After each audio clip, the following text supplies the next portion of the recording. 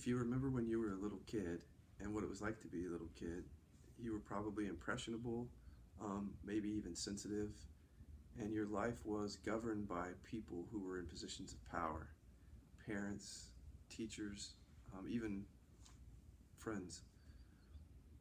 And because those people were often or were unconscious and upset or triggered a lot of the time, they essentially downloaded that into your system. And that's what created deficiency stories.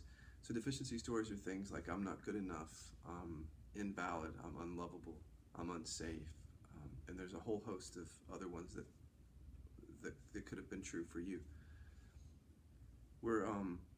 We don't know how to parent because we're simply asleep. So whatever upset or trigger or deficiency story or trauma we carry around as parents, we're actually putting that pain on our children. We're actually doing it to everybody. It's not just parent to child, but everybody's doing it to everybody every day. Sometimes we use this gesture here at the Killaby Center to explain that movement of putting your pain on somebody else, trying to control them, acting out of fear, getting upset and angry. And it can have a very seriously detrimental effect on clients at the center who have had that their whole lives.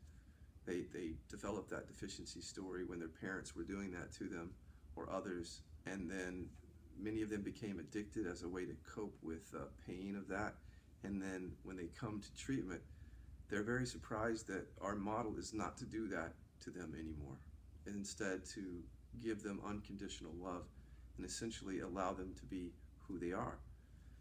So we think that that provides an atmosphere that's conducive to waking up, and we call it the new model, but really it can apply to anybody and everybody, no matter where you're at. So it can apply to you. I think the first thing is to understand where your suffering was created, how it got created, but probably more importantly, how to wake up out of the suffering in the midst of a world that's asleep. So I'll try to get to that experiential part later. But just really understanding in your own experience how these stories were developed in you. It's usually mom and dad, frankly. Not always, but usually mom and dad. Okay, so where do we go from here? Understanding it means being able to identify first what is your core story, putting a name to it. And I don't want to put words in your mouth, but I'll give you again just a few. And if something resonates, you're going to feel it in your body. And then when you feel it, you know you've hit a core story. And then we can kind of trace it back to where that came from. But again, I named I'm unsafe, I'm not good enough, I'm unlikable, I'm unlovable, I'm unacknowledged, I'm not supported, I'm not important, I'm unique, I'm afraid. So if any of those struck a chord, you're going to feel it somewhere in your body.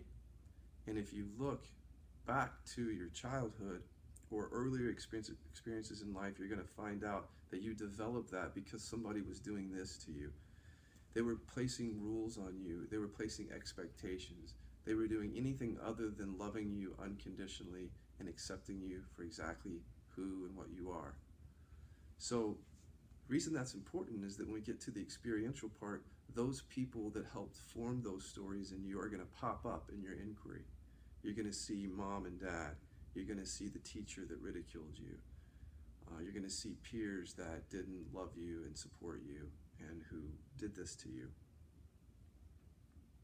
So once you've named it, the key is to become skillful when you're starting to resolve yourself or dissolve the story within you. Because a lot of people, we just don't have the skills. We're not born with them. Nobody teaches us how to sort of see through this story. And in fact, everybody around us is reinforcing the story. So, and here's another part of the problem is that, so the parents and the others create it within us or help us create it within our developing egos. And then we go about in life and we find other people who reconfirm the story. So it could be a romantic partner, a wife, husband, girlfriend, boyfriend, friends. And believe it or not, there's something in our minds that actually wants to suffer. So it will actually seek people out and seek situations out that reconfirm the deep core woundedness that comes with the deficiency story. Sometimes we call it self-sabotage. And people are generally unaware of it. If they were aware of it, they could probably start to wake up out of it. But by being unaware of it, they continue to repeat it. Just to give you a certain example, let's say your mother was overly critical and judgmental, and then somehow that was downloaded into your mind and it became your story where you beat yourself up. You hear the voice of your mother or your own voice constantly criticizing you and judging you, and then there's that feeling that goes along with it. That becomes your identity. Even though it's painful, it's your identity and it's familiar, and so on some level the ego is seeking to confirm that story in other relationships. So you might be drawn to, for example, a girlfriend or boyfriend who judges you and criticizes you in that way. And even when the relationship ends and you think, well, I'm never going to get with somebody like that again, you find yourself again with a person like that, and again and again.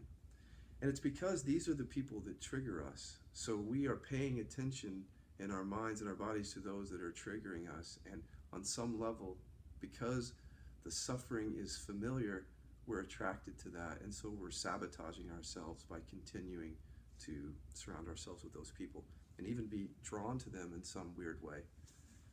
So if you can see that in your own life, and then you can narrow it down to the basic issue, which is that you're carrying around a deficiency story. Here's the beautiful thing, is that once the deficiency story within you starts to dissolve away and you start recognizing yourself as the awareness that's behind the story, then you're no longer placing your pain on other people. If you don't dissolve that story, chances are you're doing what your parents did to you. So they placed their pain onto you, and then you're placing your pain onto other people. And so how do you stop that? In other words, how do you wake up in a world that's asleep, is that you have to take responsibility for your own freedom. You have to, in some ways, you have to just say, okay, everybody is who they are, and they're doing what they're doing, but what's going on with me? What do I believe? So there's many, many tools that you can use, but let me just give you one that we've been using a lot lately. So let's say someone triggers you. Someone is doing this to you, or is sparking that deficiency story and that core woundedness in the body. One thing you can do is just ask the question, what does this person mirror back about who I am? In other words, what deficiency story is being evoked in that moment? And you're going to hear it. It's going to be an identity, like I'm not good enough, or I'm unsafe, or something like that. Once you have that deficiency story named, you can actually put those words up in front of you, in front of awareness, you could say. And then you could put anything else up there that goes with it. Like maybe there are pictures of the person who's triggered you. Maybe there are more words. And you can essentially build what we would call a collage or a conceptual structure of your entire trigger in this situation.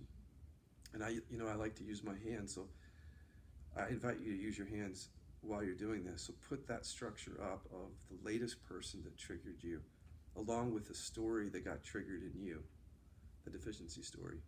And just kind of hold it with your hands and look at it from awareness. Imagine awareness is emanating from behind you, and you're just looking at, you're not judging or commenting on what you see, you're simply observing the structure that you see. And then notice any resistance to it, because often there will be like, I want this to go away, I don't like this, or a kind of a clinging to it. Become aware of that movement in awareness and just rest with that resistance for a second. At that point then, at least on some basic level, the structure is starting to be allowed as it is. And then take one of your hands, and then just move your hand in front of you in different directions, watching the fingers and the palm. And you can just be, there's no art to it, or there's no science to it, you just move your hands. You're actually just becoming present to something outside of that story. Moving your hands left to right, up and down. You could even move your hand out like this, And then as you get it out of the way, you start to look maybe at my face. Or if you're doing it on your own, you see the surface of the wall in front of you. And in that moment, that you can see that you got unhooked from that structure. And as you're unhooked from that structure for a moment, you're resting as that awareness that sees. And as you're doing that, then come down and feel as if awareness is emanating from behind you. And just feel whatever's there. You don't have to name it, you can, but just instead let it be there. Breathing into it if you need to. Just rest with it. So what that does is it kind of gives you a moment of reprieve or a momentary dissolution of the structure so that you can become more embodied with awareness and allow the feeling that was Velcro to the structure. And then as the feeling may start to just dissolve naturally because you're resting with it from awareness. Or you may find that there's more stories there that are attached to the feeling so you can rebuild another structure that's connected to this trigger. Maybe it goes back, maybe you start seeing mom and dad now. You see that the current trigger is connected to mom and dad and you can put them up, whatever else. And go through the same process of allowing it to be for a bit. And then moving the hand back and forth. Like that. And then as you do that, the structure gets weaker, dissolves away, and you're resting as awareness again. That's a real quick description of one experiential practice you can do.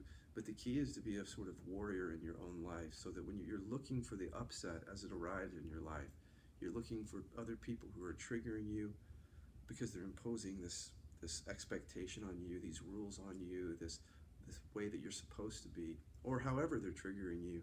Recognize the trigger, bring up the deficiency story, clear it. If you do that in every aspect of your life, in every single relationship, that becomes contagious, and all of the other people are forced to either wake up themselves, or if not, it doesn't matter anymore because you're free from your story.